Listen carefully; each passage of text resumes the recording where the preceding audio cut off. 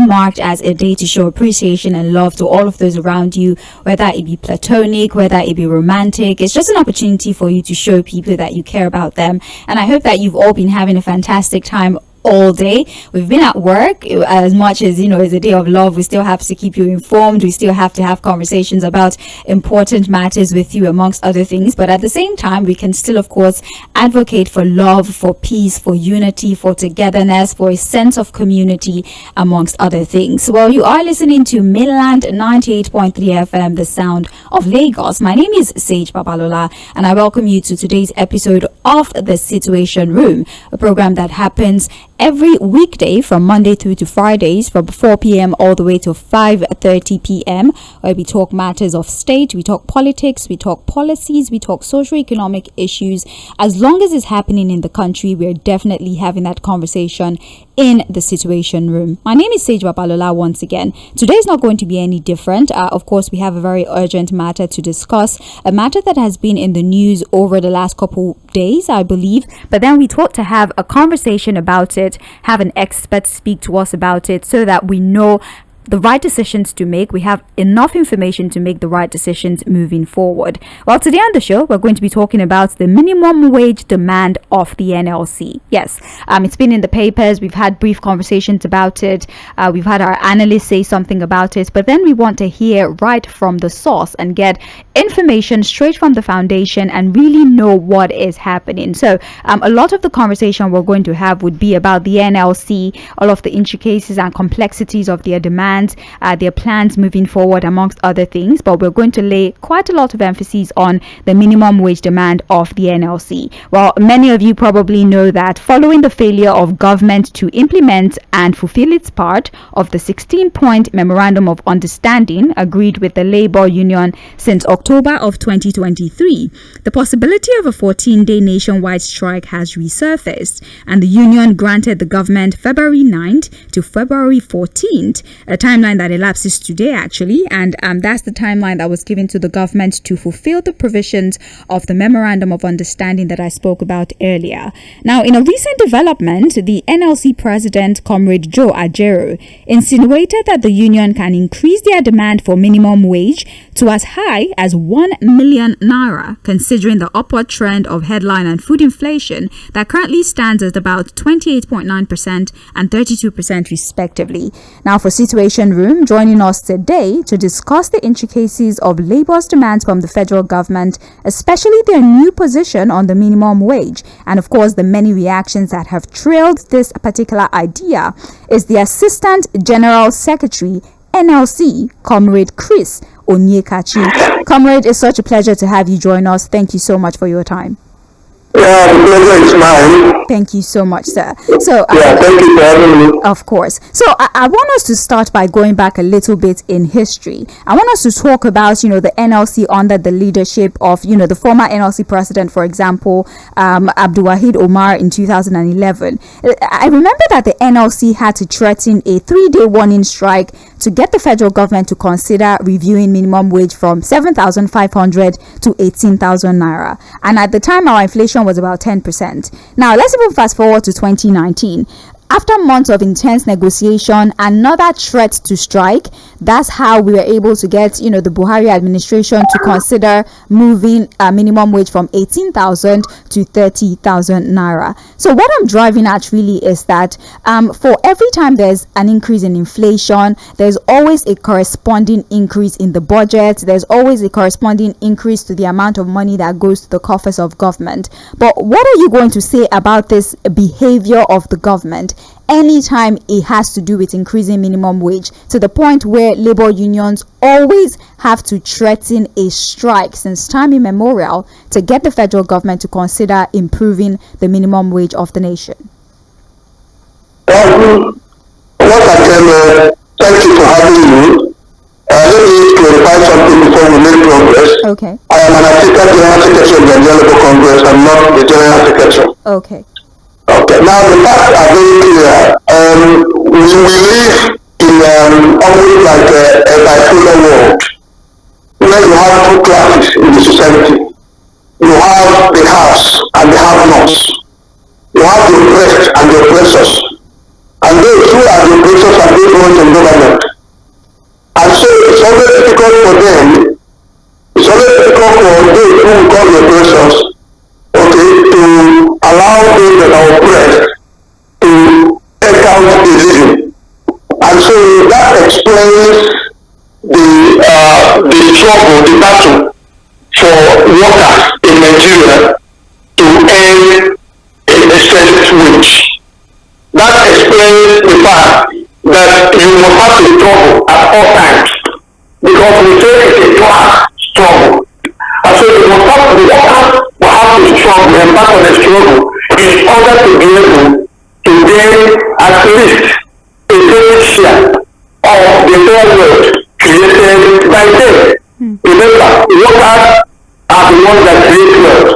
And so it's unfortunate that in Nigeria, the same workers that create wealth have to embark on strike, have to embark on some kind of struggle to be able to earn a decent wage that will take the home. And so that's unfortunate. But you find out that in some other societies where you understand the business case for minimum wage, they have worked out a mechanism where the minimum wage is tied to the rate of inflation. And so there is a threshold. When inflation gets to social and social level, automatically the minimum wage adjusts to social and social. So in those times, you do not have to embark on all of this struggle in order to get a decent wage for the workers in such society. Right. But then in our own country, it has become an option to get something that is beneficial for the workers and for the nation. So it's unfortunate. Right.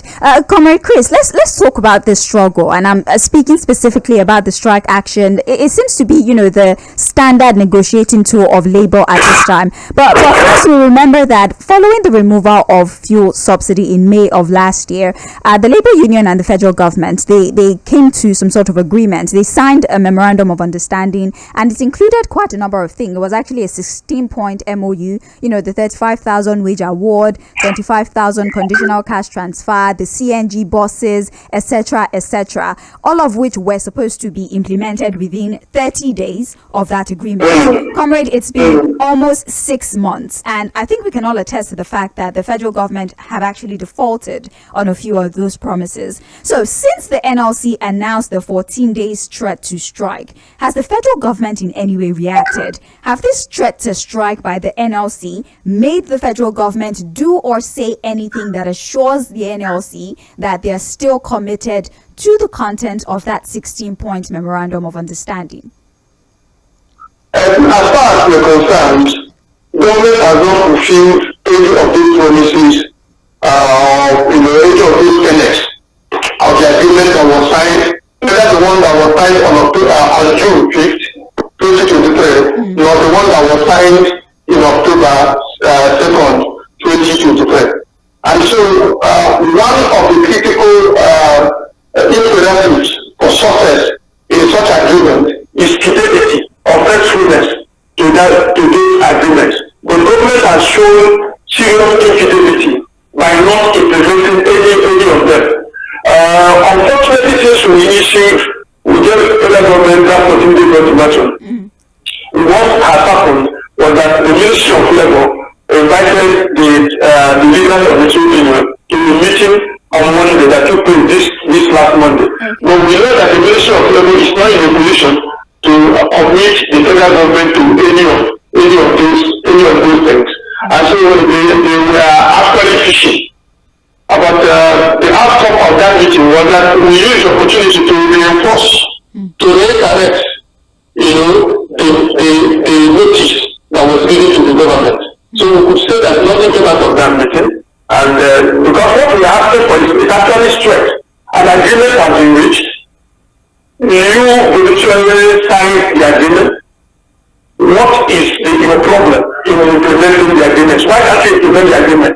For example, one of the agreements is that you are interfering in the affairs of two unions, the National Union of Road Transport Workers and right here.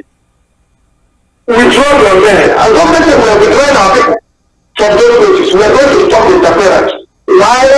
has stopped government from stopping interfering in internal affairs of these two unions. They have not done that. It's a very, very simple thing. The CNG buses that would have put buses on the road for Nigerians, buses that are propelled by compressed natural gas, which would have reduced the cost of transportation for Nigerians. And if you reduce the cost of transportation, the impact will be that the cost of food, the cost of moving food from point A to point B will be reduced. And Nigerians would benefit from that. The cost of workers moving from one point to another, paying transport fare, will also reduce. That will reduce the hardship. But this government failed to do that. The issue of wage award, they were only able to pay for 1 month and stopped. And I think nothing was agreed.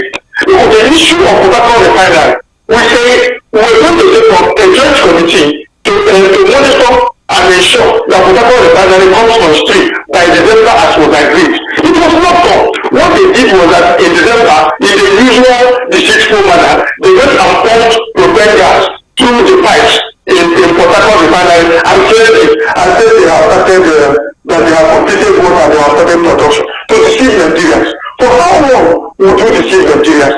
Nigerians only want to benefit their lives. What will reduce the hardship on the people? That is what we're talking about. We're not talking about propaganda. We're talking about the things that will touch our lives. The things that will reduce the cost of living for us.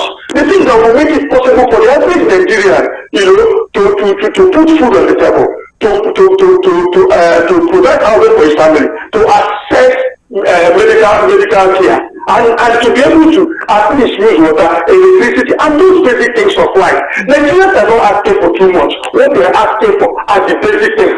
And that is what we are asking this government to provide. And those were the things that were agreed. And the government refused to implement. And so refusal to implement means that they do not want you. They do not want Nigerians to actually benefit from their governance efforts. And that is very, very unfortunate. And that was what necessitated the leadership of the two level centers to give that particular notice. All right. Well, if you're just joining us, this is the Situation Room on Mainland 98.3 FM. My name is Sage Babalola. I'm having a conversation this evening with the Assistant General Secretary of the NLC, Comrade Chris ONYEKACHI. We're talking about the minimum wage demand of the NLC and also talking about the reaction of the government to all of this demands, especially the 16-point MOU that was signed in October of last year.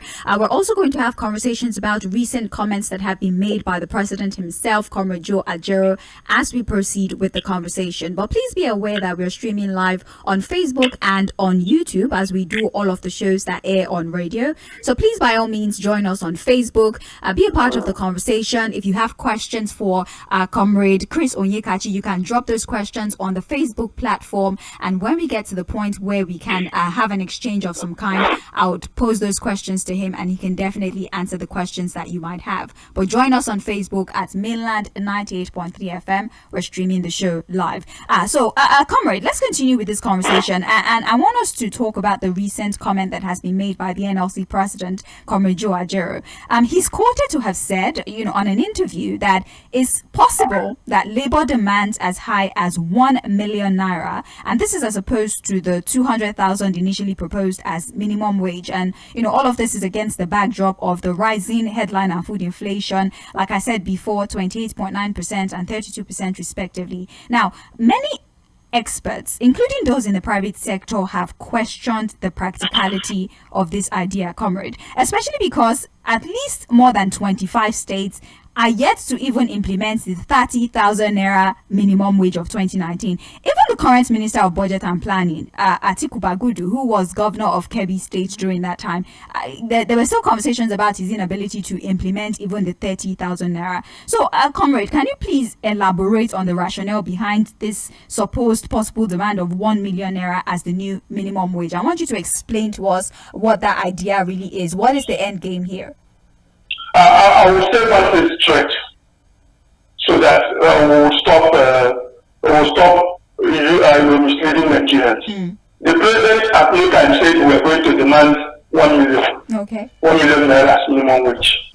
the president was making allusion to the fact that if the federal government continues mismanaging the economy, and it gets to a point where it becomes inevitable that we ask for 1 million naira, we will ask for that. That was what he was saying. He was saying that he was actually sending a message to the managers of the economy to stop messing up the economy. Because, okay, for example, what is salary supposed to do for a worker? The salary is supposed to take care of the basic necessities of life. It's supposed to provide for housing, supposed to provide for clothing, for food, for education, for the course that we make. It's supposed to provide for the community fees you pay. Provided, for example, in your area where you live, if you live in a community, you pay 1 or 2 fees, you go to church, you pay offering, you go to mosque, you give some zakat or whatever it is that is demanded of you. Those basic things that make you a human being. Okay? That is what the salary is supposed to do for you. So any salary that cannot do that is no longer salary, it is a starvation wage, it's a poverty wage. And so principles are looking to the fact that you cannot continue to pay workers more salary that will not take them home. And if you continue mismanaging the economy, it means that workers will be forced, workers will be compelled to ask for more, even if it means 1 million naira. We will ask for that because our salaries are supposed to take us home. Minimum wage is supposed to approximate to living wage. For example, there are parameters that you must have to look at when you're fixing the minimum wage. The minimum wage is not something that you contrive on air. It's something that is based on the objective realities that confronts every Nigerian on a daily basis. How much do you pay for transport to take yourself from your house to the office every day and go back? What is the nature of the food you eat in the office and all of those? For example, how much fuel do you put in your car every week to go to work? I'm telling you that there is no way for people that live in Lagos. There is no way if you have a car, there is no way you will not be putting 25,000 naira worth of fuel in your car to go to work every week and come back. Multiply that by 4. That gives you about 100,000 naira on transport alone to fuel your car and take it to work. 100,000 naira in a month. You have not fed yourself. You have not paid accommodation. You have not sent your children to school. And all of those. These are parameters, the one we call cost of living index. We have to know how much it costs a Nigerian worker to survive in Nigeria. We have done a survey throughout Nigeria. All the local governments in Nigeria, all the states in Nigeria, they gave us their own reports as to what is an average family of 6 to live, on the basic level per month. And what we got in some cases, what we got is about 570,000 naira.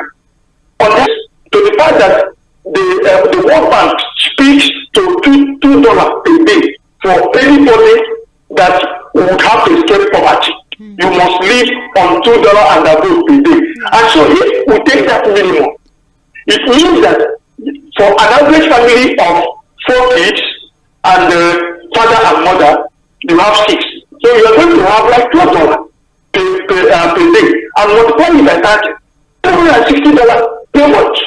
That is what is going to take an average family to escape poverty. So if you want to pay a worker in Nigeria who must have to live on that standard in order to escape poverty, that particular worker must earn nothing less than $360 per month. Multiply it by the present exchange rate, which is around 1,480. That is official rate now. If you multiply it by that, 1,480, you're talking about 570,000 naira. And so that is what a Nigerian worker should be paid if Nigerian government wants that worker to escape poverty. So anything below that means that you are reinforcing poverty. You are saying that Nigerian worker should remain in poverty. That is what it means. And so there are parameters. We do not just make demand based on frivolity. We make on demand based on how it impacts the life of Nigerians, the life of the average worker.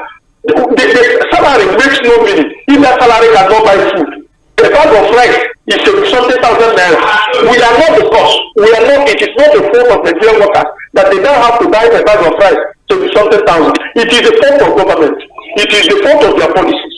And so the worker has to be cushioned, the suffering that the policies of government has imposed on workers has to be ameliorated, by the government. It is the responsibility of government to ensure that the former negative implications of their policies are, mediated in the lives of workers and in the lives of Nigerians.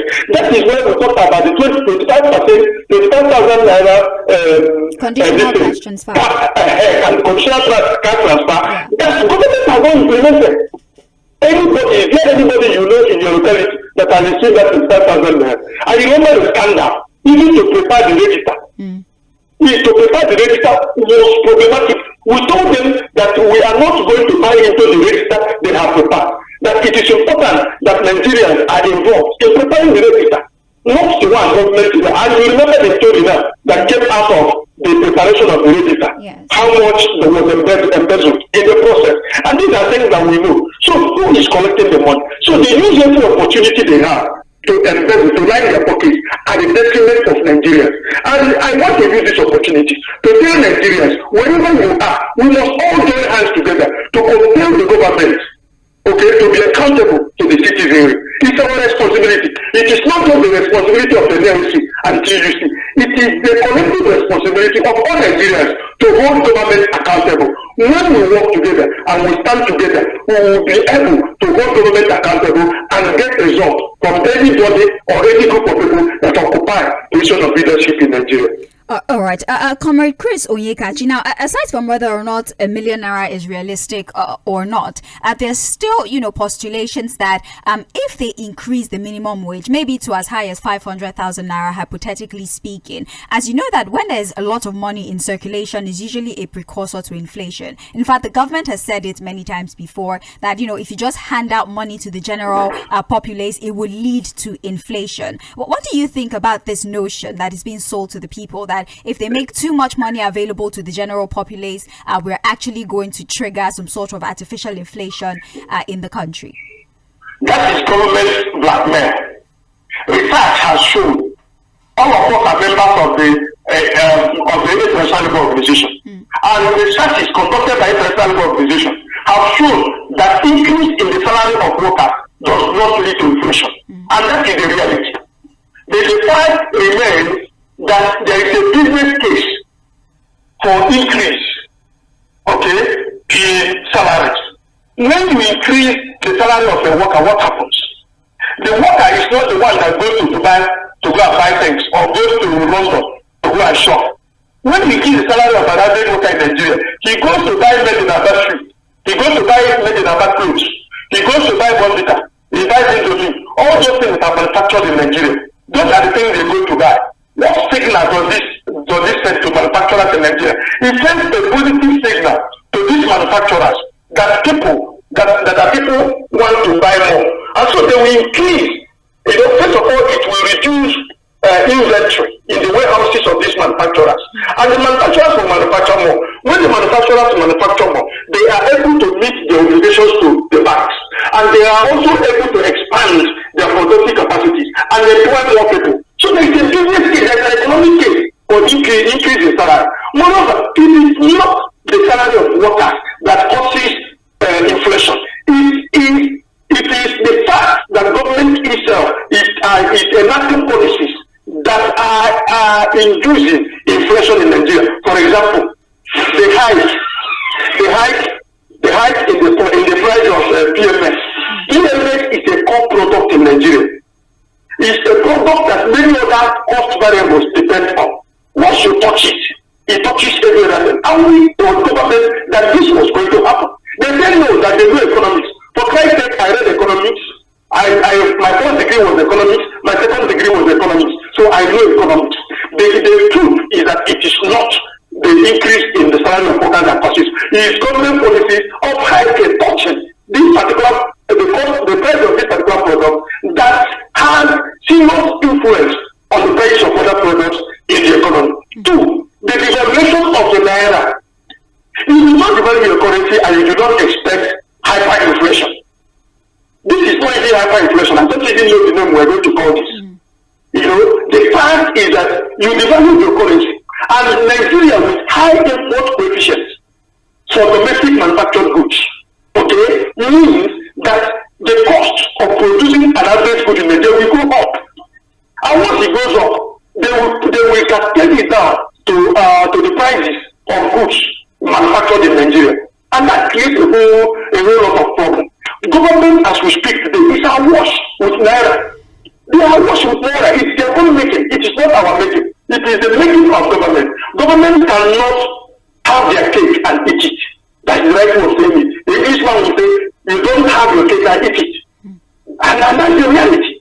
So government is the one instigating inflation. And so when they tell you will increase the price of the minimum wage that is going to cause inflation, it's a lie. It's blackmail. It's part of the language of the oppressors. It's a language to use it to gaslight Nigerian workers and they put the blame, to the blame of the negative policies on the workers. It's like blaming the victims for crying when you punish them.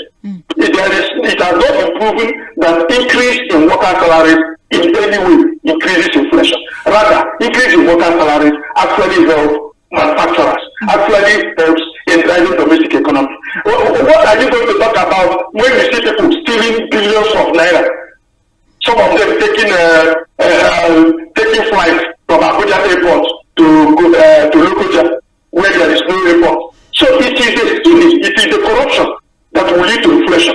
It is not the increase in the salary of workers that leads to inflation. So it's not true. Right. You're hearing the voice of the Assistant General Secretary of the NLC, Comrade Chris Onyekachi. We're talking about the minimum wage demand of the NLC and the 14-day threat to strike and the reaction of the government. Generally, we're just talking about the labor unions and all of their effort, all of their endeavors to see that workers in Nigeria do not go through such economic woes that they're currently experiencing at this time. We're asking quite a number of questions from Comrade Chris Onyekachi, who, like I said before, is the Assistant General Secretary of the NLC. Do well to join us on Facebook. We're streaming live, Mainland 98.3 FM. You can be a part of the show and you can definitely start dropping your contributions on there. When it's time to take phone calls, I'll read the messages and also open the phone lines.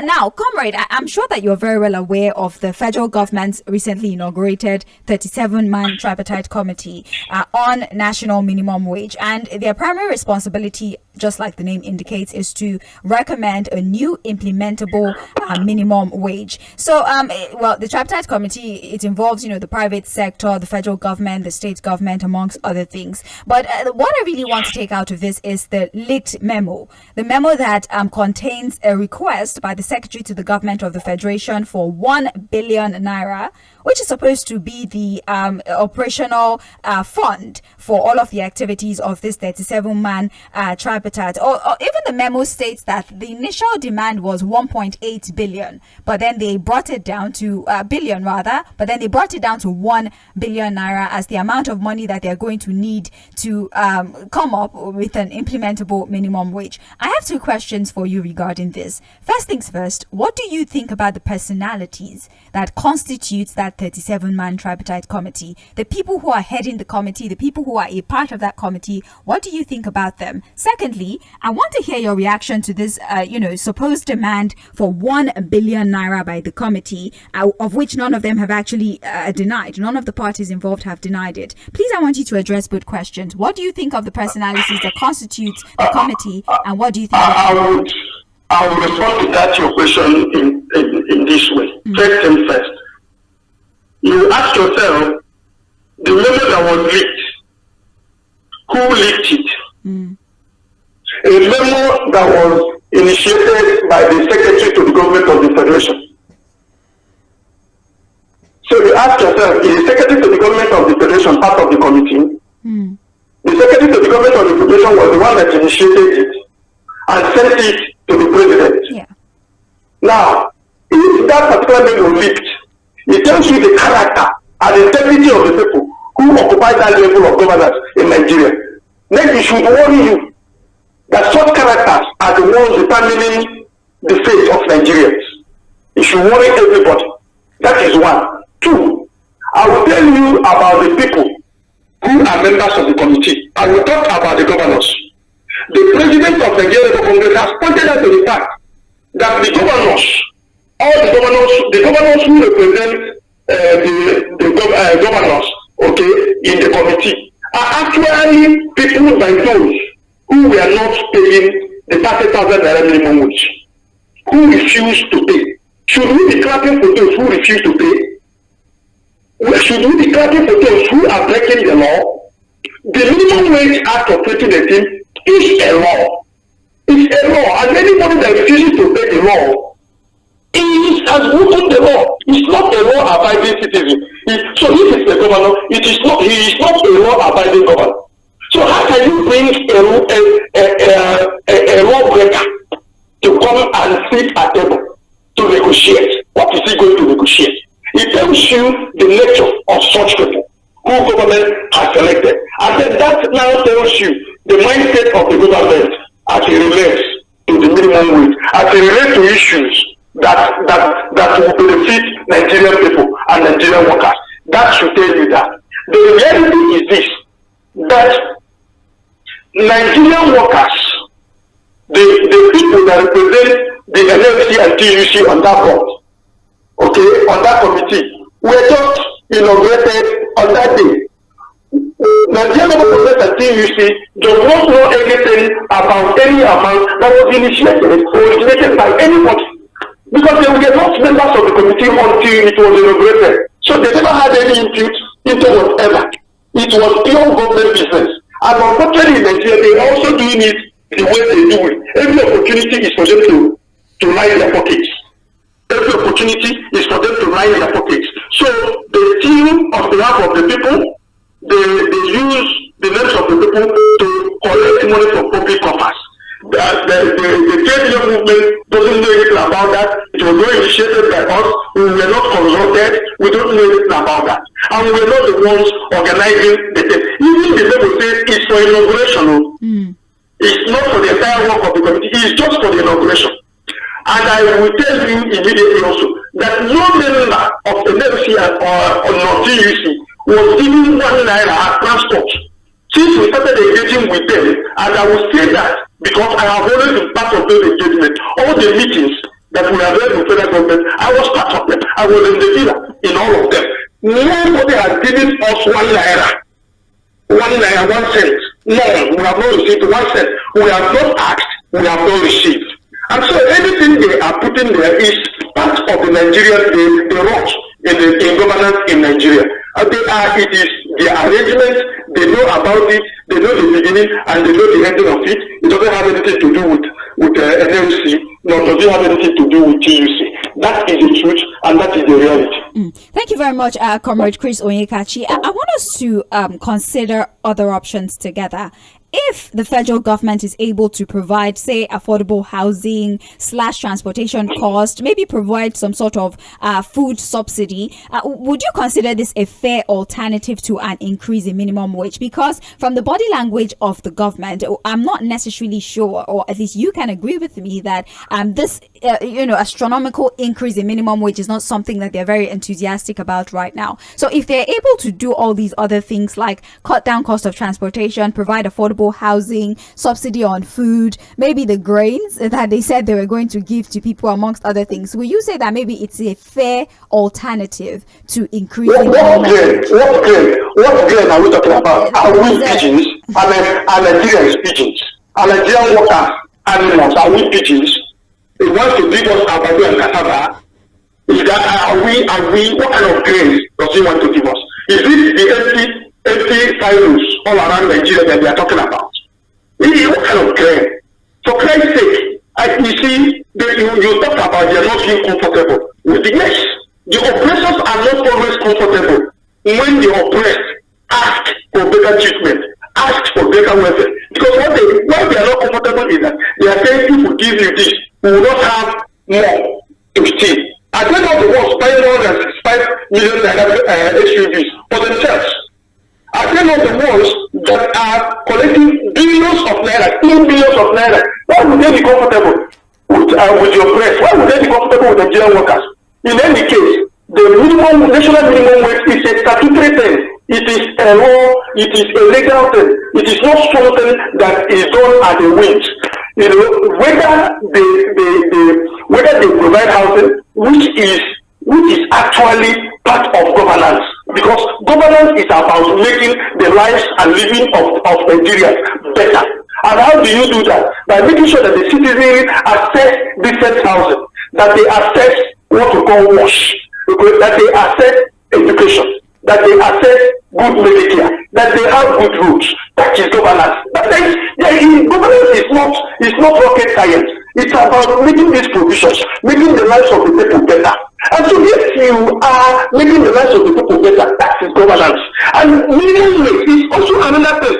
It's a statutory thing. It says that every 5 years, the minimum wage, must be reviewed and agreed upon, and then we make progress.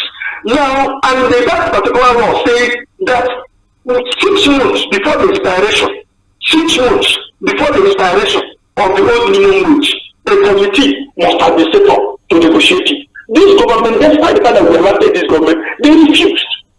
It was part of the agreement that they were going to inaugurate this minimum wage committee by November. They did not do it. They refused to do it. And so what we're talking about is to follow due process. And for government to do its work as government, this is not rocket science. You go to other foreign countries, they provide housing for their workers, they provide housing for the citizens, they provide food roads for the people, they provide the basic amenities to people in their nations, in their countries, the small countries around us. Why is it difficult for government in Nigeria to make those provisions available for the citizens? Nigerians are not greedy. Nigerians are not asking for anything unusual. We are asking for the basic necessities of life. Nigerians are one of the people that are contented. If you look at Nigerians, are only asking you, let us have access to food. Let us have access. If somebody is sick, let him go to hospital. If I should be able to train my children without having to kill myself. I should be able to live in a decent house. I should be able to drive my car if I have one. I should be able to drive it on a decent road. Nigerians are not, I should be able to wear clothes. And Nigerians are not asking for government to give us their legs and their hands. The whole thing is baffling. What is happening in this country is baffling. It does not happen in any other part of the world. That is the truth. And so, government should govern by providing those amenities, those public utilities, while they also negotiate the minimum wage. The minimum wage is supposed to take Nigerian workers home. The minimum wage is supposed to touch every Nigerian. And so they should be able to do that. So that a Nigerian working in any part of the country, at every level, is protected. Because the minimum wage speaks to the fact that Nigerians have come together to agree that a Nigerian should not live below this particular income. Every Nigerian that works, be it in a one-man organization, be it in that way, wherever he works, before you employ a Nigerian, you should make sure that you are able to pay him so amount as a minimum. That's a protection. And that is what we're asking for. Right. Comrade, I know you already answered this question in passing earlier, but I want to ask you directly now. According to you, using your own discretion, what amount of money do you think is fair and decent as minimum wage for the average Nigerian worker? If it were up to you, how much would you say is a decent amount of money now against the backdrop of the inflation, the upward trend of the inflation? How much do you think is a decent amount of money that civil servants should be earning as minimum wage at this particular time? Give us a figure. My sister, if we discuss it, I will be asking you one by one so that you note them. I'll ask you just one by one, so that you note them. Now, this one is from 𝗀𝗃. Okay, food and beverage, they spend 60,000 naira every month. I'm giving you from 𝗀𝗃, a typical summary of the work we did. Yes. Then clothing, they spend 70,000. This was before rice went to 70,000 naira. Housing, they spend 50,000 naira. Transportation, 120,000. Offerings and community dues, 30,000. healthcare 70,000 per month, utilities 50,000 per month, laundry and toiletries they spend 30,000 naira per month, education they spend an average of 150,000, social outlets and entertainment 20,000, incidental to emergency start everything 680,000 for cross river states. I'm giving you a typical the workplace of respondents from cross river state, 680,000 that came from the survey they conducted in all the local governments in cross river. I'm just giving you an example. Like I said, minimum wage should approximate living wage. Any gap in the two, if there is a gap, then that's a black creates a whole lot of problem. The salary you pay Nigerian workers should be able to take the book. So if you take the example I'm giving you now, they are saying 680,000 is what we spend every month to take care of these basic necessities. How much would that approximate in Lagos? You know how much you buy in Lagos a basket of tomato, fresh tomato, and how long that fresh tomato lasts you? If you have a family, if you have 3 kids and you and your husband, you know how much that amounts to in a month. You know how much you spend to pay for house rent in Lagos. You know how much it amounts to. If you are going to live in a distant housing, you know that it won't be less than 1 million naira or between 800 and 1 million naira. You will translate that into 1 month. You know how much you pay on fuel to go to your office wherever you are living. I'm sure you're not living around Maryland or around Ntoni, because around Ntoni and Maryland, the cost of a 3-bedroom flat will be like 2 million naira. I know you're not living around that place. But if you live around that place, you know how much it translates. So if you calculate all of this around the nation and you aggregate them and average them out, you use your tongue to count your teeth. That if you must pay a Nigerian worker that particular salary that is different, that particular salary that will not allow him to go in poverty, that he should not, take anything that is below at least 400,000 naira every month, unless you just don't want to pay them. You are not interested in how he's going to manage. Unless you're not interested. In this office here, there are a lot of workers who come to work on Monday. They stay in the office till Friday. That is when they go home. Because of the cost of living. And so if you want the Nigerian worker to remain managing like that, then you can pay them whatever you like. But if we have to treat Nigerians as human beings, as contributing members of the society, then we must pay them what will make them human beings, not what will strip them of their humanity. And that is what we are asking for. We are asking government to be reasonable. We are asking our employers to look at us, to treat us as human beings who also have needs like themselves.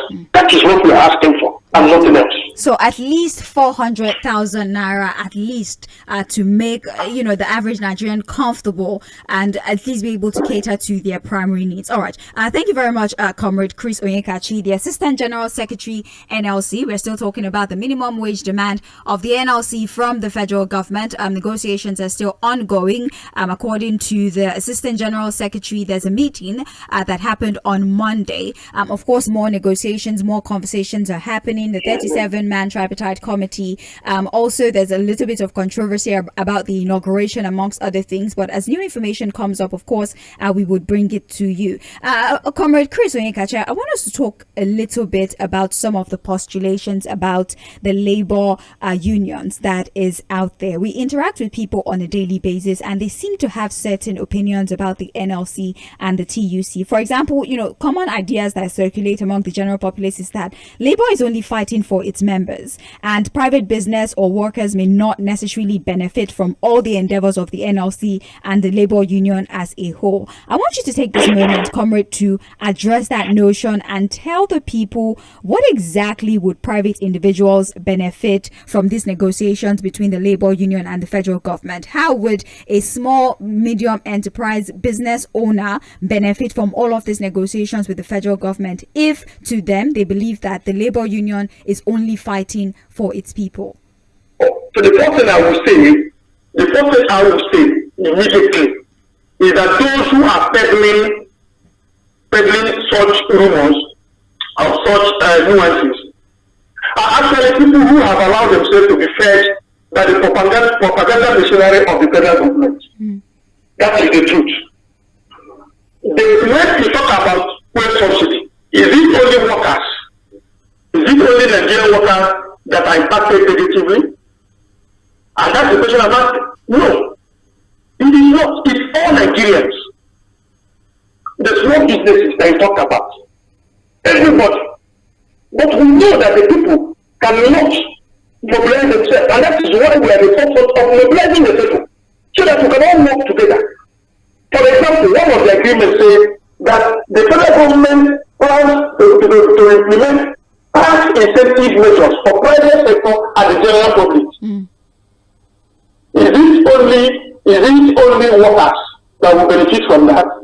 Is it not private sector people and all of those that will benefit from that? If there is CNG available, if the kits are brought, the compulsion kits are brought in, is it workers that will benefit from that? It is not true. The reality is, if Portable Refinery starts functioning and bringing out products, is it Nigerian workers that will benefit from it? It's every Nigerian, not the private sector. If they buy fuel cheaply, is it Nigerian workers that will benefit from that? The fact that federal government agreed on diesel to remove tax, value-added tax on diesel, okay, for 6 months, is it Nigerian workers? Are they the ones that sell diesel? Is it not the private sector? Government agreed to advance funds to micro and small and medium-scale enterprises. Is it workers that will benefit from it? Is it not the private sector? So people should not allow themselves to dive into the propaganda machinery of the government. Government is only trying to divide Nigerians. It's a divide and rule strategy of the government. The 25,000 naira per month that we agree that should be paid to 15 million households, is it workers that will benefit from it? It is not. So for government, propaganda is telling they are fighting for themselves because they are afraid of the people they oppress, okay, coming together. They are afraid that if the trade union movement and the people out there on the streets are constantly working together, we will be able to overwhelm them and be able to hold them accountable. So they want to keep on dividing us. So it is not true. If Nigeria becomes better, if they provide housing, for example, is it only workers that are going to live in those houses? It is not. If we talk about mass transportation, the rail system and all of those, is it workers that are going to benefit from it? No. It's all Nigerians. So we are all together in this. We are the same people. That was why I started from the beginning to say that we belong to the class of the oppressed. And our oppressor will not want us to work together. Will not allow us to come together to understand that this particular thing that we are together, they wouldn't want that at all. Because that would do the criticality that would be needed to compel them, to hold them accountable at all times. And so they don't want it. So the truth is that every Nigerian will benefit if these 16-point agreements are implemented.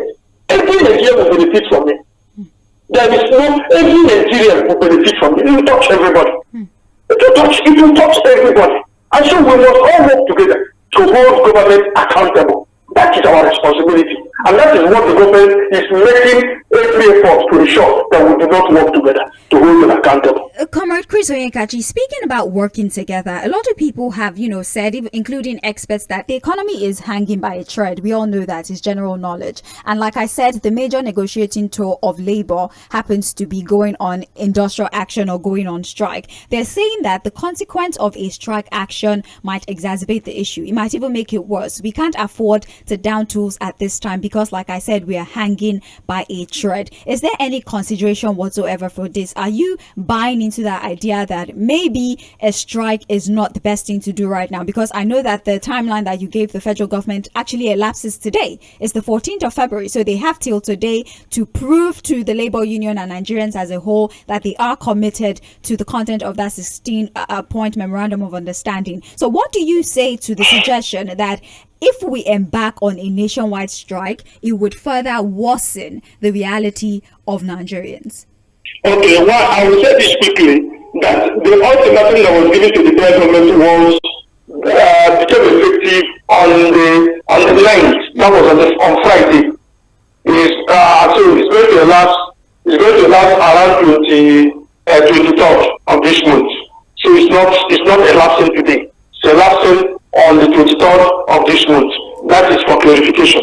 Another one is, it's also not true that our major tool of engagement is strike. The strike instrument is our last resort. It's our last tool of engagement, the very last one. And so that is why we are giving government 14 days notice. 14 days notice. This notice is, government, you have not implemented our agreement. Why not implement this?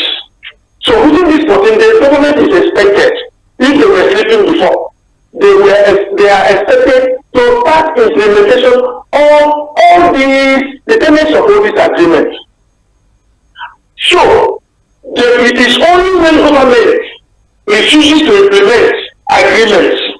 Remember, we're talking about agreement too. We're not talking of reaching agreement. We're talking of something that has already been dialogued, something that has already been discussed, and a conversation raised around it, and agreed.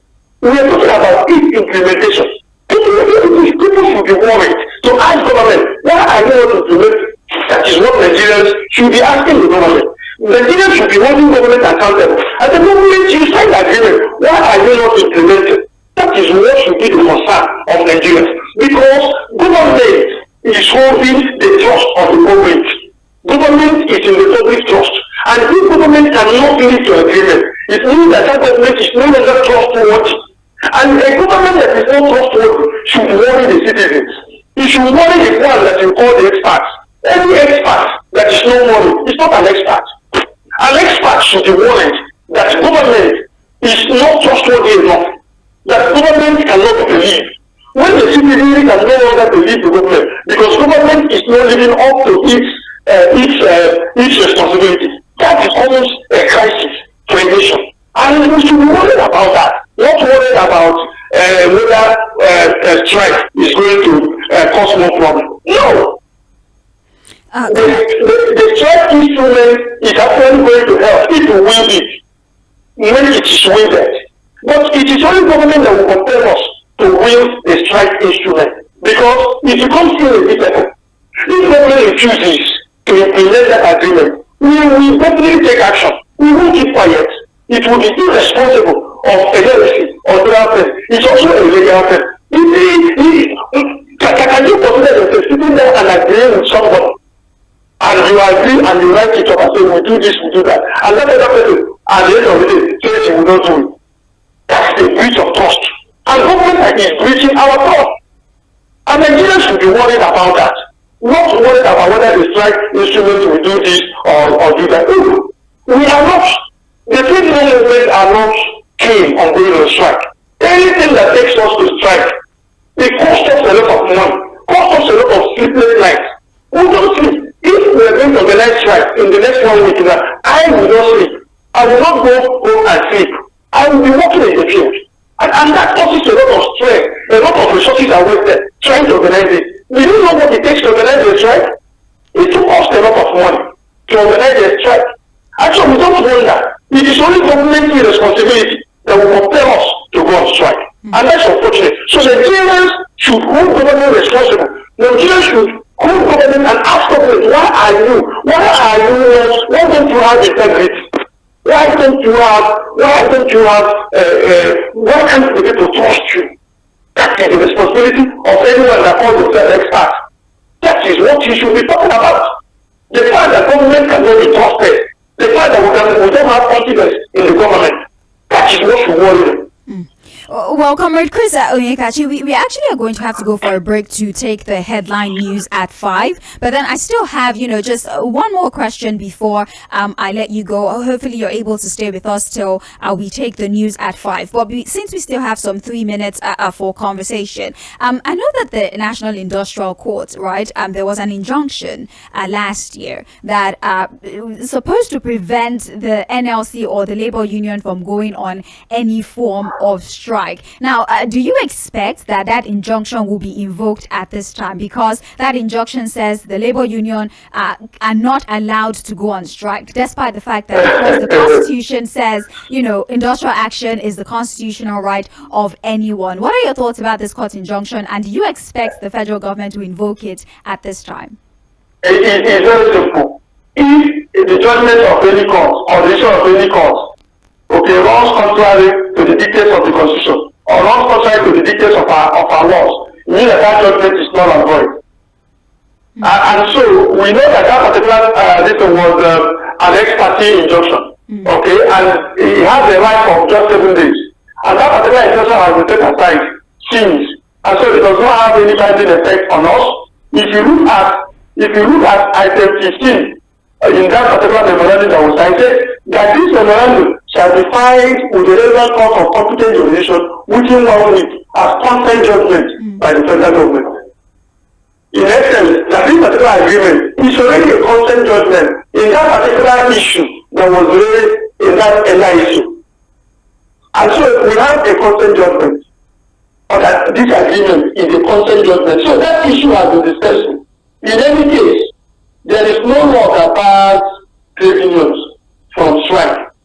Strike is part of our lifeline, and there is no law existing that bars us from doing that. And as long as there is no law that bars us from carrying out using the instrument of strike, we will continue using that particular instrument of strike. It is an instrument that is available to the tripartite process that has just been in this last year, towards the end of last year, was also adjudicated at the level of ILO, and it was agreed that the strike instrument is the right of trade unions. I will continue using that particular instrument, and that is why, before I go, I want to also talk to Nigerians again. Come out, join the trade union movement, join us in every action that we want to undertake. It's for the benefit of all Nigerians. It's for our own benefit. We must come together to hold government accountable and compel government wherever they are to govern for the benefit of Nigerian people and Nigerian workers. Thank you so much. Thank you very much, Comrade Chris ONYEKACHI. I'm really hoping that maybe you'll be able to spare some extra 3 minutes after we take the news headline, because I want to ask you questions about comments that have been made by former leadership of the NLC. So please, if you can spare us just 3 minutes for us to take the headline news, we'll really appreciate that. But you're still listening to the Situation Room on Mainland 98.3 FM. The headline news is up next. We'll pay a few bills, take a few commercials. We'll come back and then take public opinion. Don't go anywhere. It's still the sound of Lagos. Dear Nigerians, I am determined, I repeat, to give you the Headline news on 98.3 Mainland FM.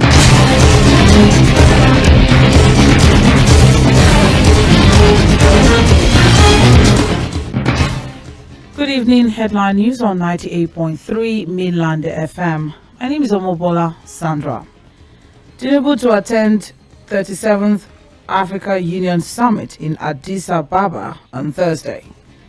Dᴏɪr sworn in as Bayelsa governor for second term. ABC governors caution the PDP not to incite people against the federal government. U.S. authorities release photos of tragic crash that killed Lɪਧᴇ and 5 others. On the foreign scene, Israel launches extensive strikes on Lebanon. And in sports, Tğᴇ Sᴏᴜ and Lukman named in Best 11 in AFCON 2023. As the headline news on Mainland FM, details at 5:30. You're listening to Mainland 98.3 FM. The drama, the suspense, the emotions, the gang moments. Don't miss out on Nollywood movies and web series on YouTube with the YouTube buffet plan from MTN. You can enjoy over 10 hours of Nollywood content made for you. Sharply dial *312*800# to activate the YouTube buffet plan from MTN and start enjoying YouTube made for you.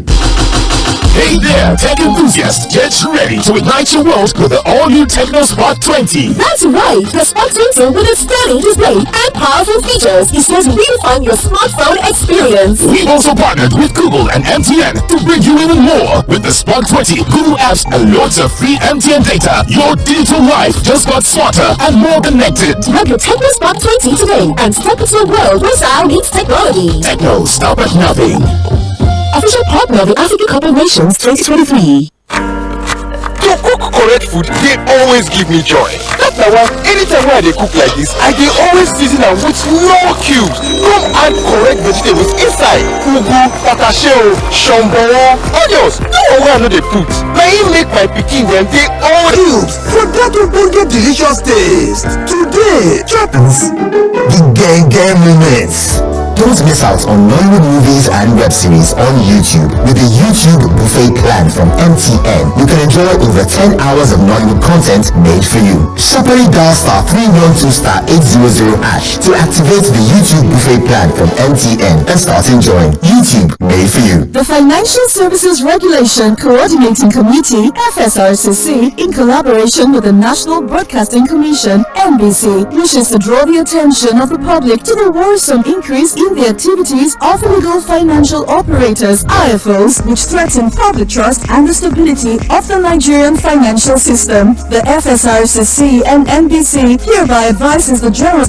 Make sure to verify the licensing status of such companies and schemes on this website. To report any suspicions of illicit financial activities, call 0700 225 5226, 0800 225 5226, or +234 817 665 6273. Let's work together to uphold the integrity of Nigeria's financial system. Announcer, FSRCC. I sincerely say, I belong to the Chop Better gang. Now why anytime I want chop like this, I dey put better things inside. For my yam porridge, after I don put my fish, I go come bake am with onions, tatashe and ugu.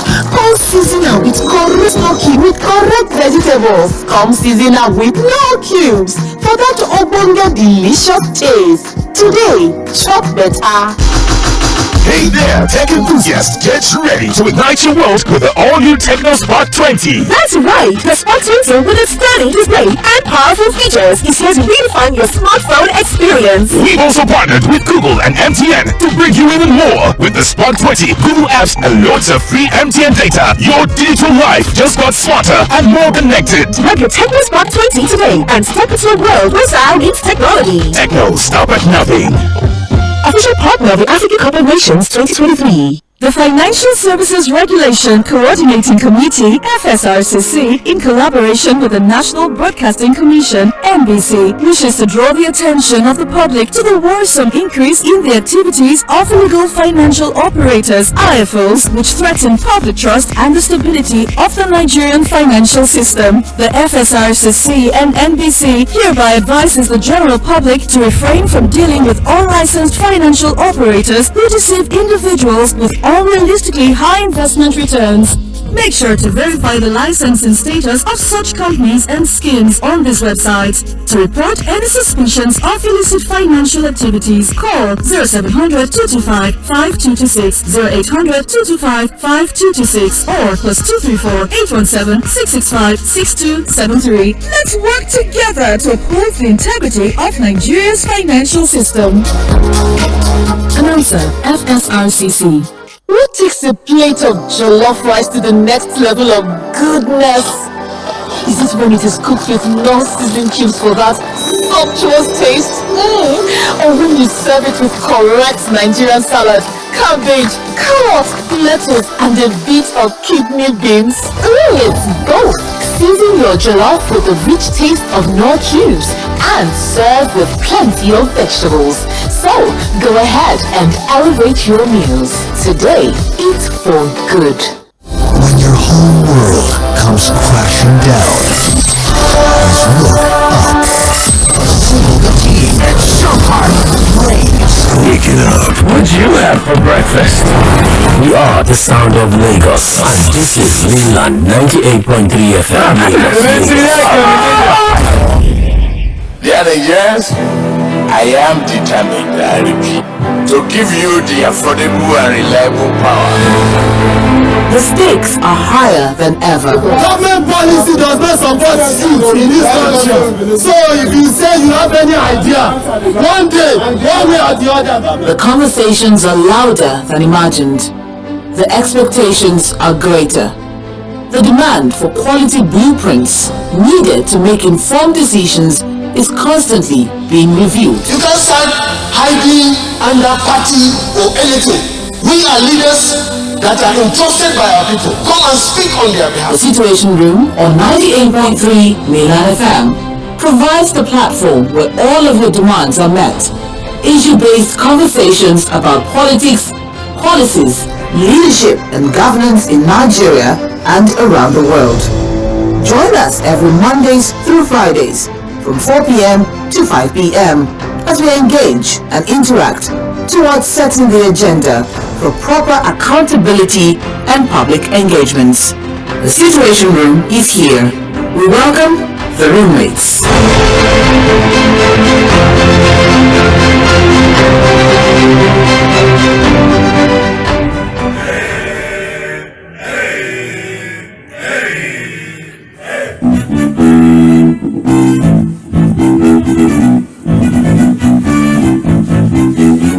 Welcome back and thank you for staying with us. We had to take a brief break to take a few commercials and of course listen to the headline news. If you went along with us since 4 p.m. we started having a conversation with the Assistant General Secretary of the Nigeria Labour Congress, Comrade Chris Onyekachi, and he really gave us insight into what's going on with the Labour Union, the threat to strike. He also gave us the accurate dates as opposed to some of the reports that we have gotten in the papers about how much time has been given to the federal government. Before we went on that particular break, I did say that I had a final question for Comrade Chris Onyekachi, and I said this question borders around statements that have been made by even past leadership of the NLC. Comrade Chris Onyekachi, thank you so much for sparing us extra minutes. It's nice to have you back, sir.